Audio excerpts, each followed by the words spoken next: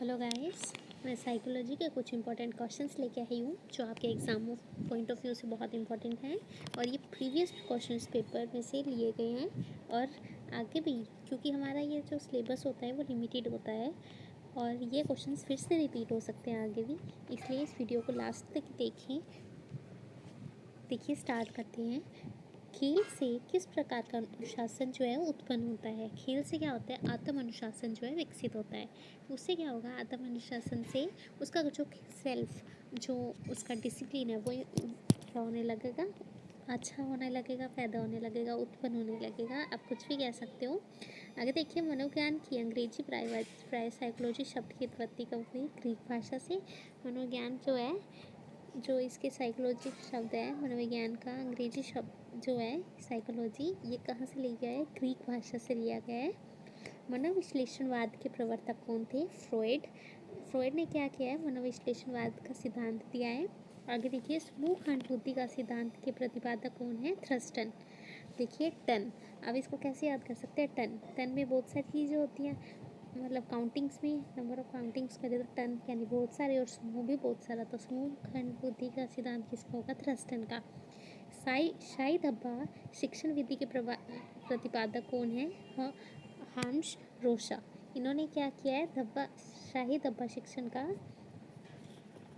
के बारे में बताया है। क्रिया प्रसूत अनुबंधन का सिद्धांत, क्रिया प्रसूत का सिद्धांत किसका है? स्किनर का। आगे देखिए, उन्होंने, स्किनर ने क्या किया है?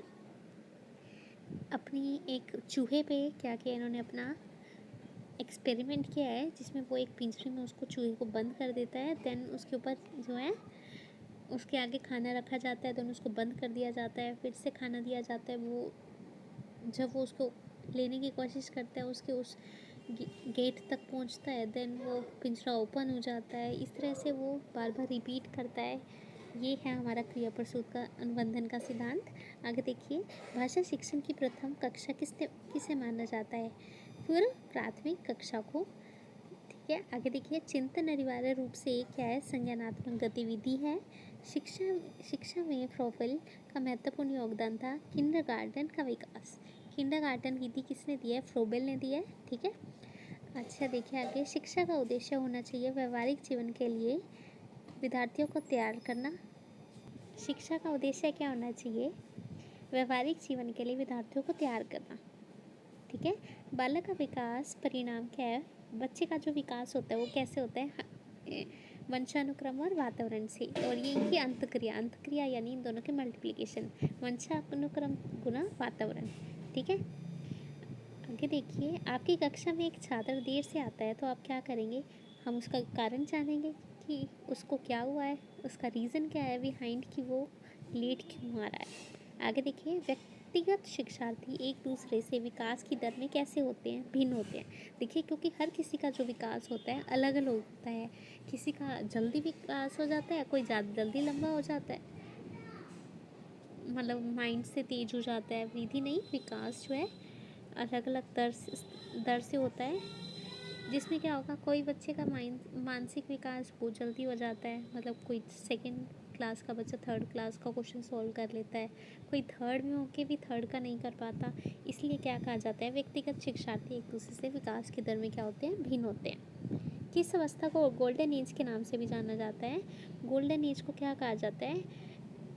किशोर अवस्था को कहा जाता है। ठीक है, आगे देखिए, बच्चों की पढ़ाई आरंभ करने की आदर्श आयु क्या है? देखिए, अब तो बच्चे की पढ़ाई की आरंभ करने की 2-2.5 साल में आरंभ कर देते हैं।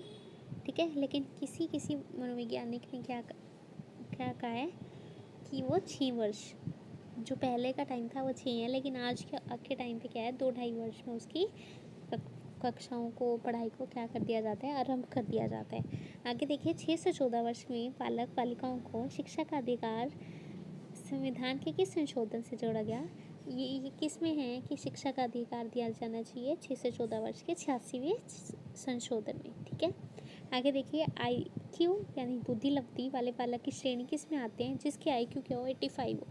85 वाले किस में आएंगे? मंद बुद्धि में। ये सामान्य बुद्धि वाले होते हैं 90 to 110। एंड देन हमें प्रतिभाशाली भी पूछा जा सकता है, वो क्या होते हैं? 140 से अबव।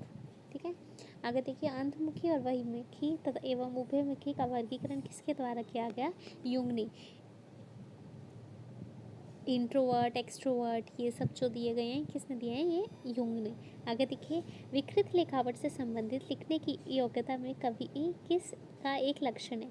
डिस्ग्राफिया। आप सीधा यूँ याद कीजिए, जो ग्राफ बनाते हैं तो वो लिखना पड़ता है उसके लिए, तो उससे लिखावट के लिए क्या हो जाएगा?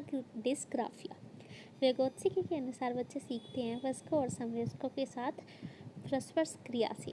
vygotsky ने क्या कहा है? जो बच्चे होते हैं वो कैसे सीखते हैं? जो वयस्क होते हैं उनके साथ आपस में क्या करके? इंटरेक्शन करके, बातचीत वगैरह करके। आगे देखिए, गिलफोर्ड द्वारा प्रतिपादित बौद्धिकता संरचना के मॉडल में कितने तत्वों को सम्मिलित किया गया? ये इंपॉर्टेंट क्वेश्चन है। गिलफोर्ड ने कितने दिए हैं? 180।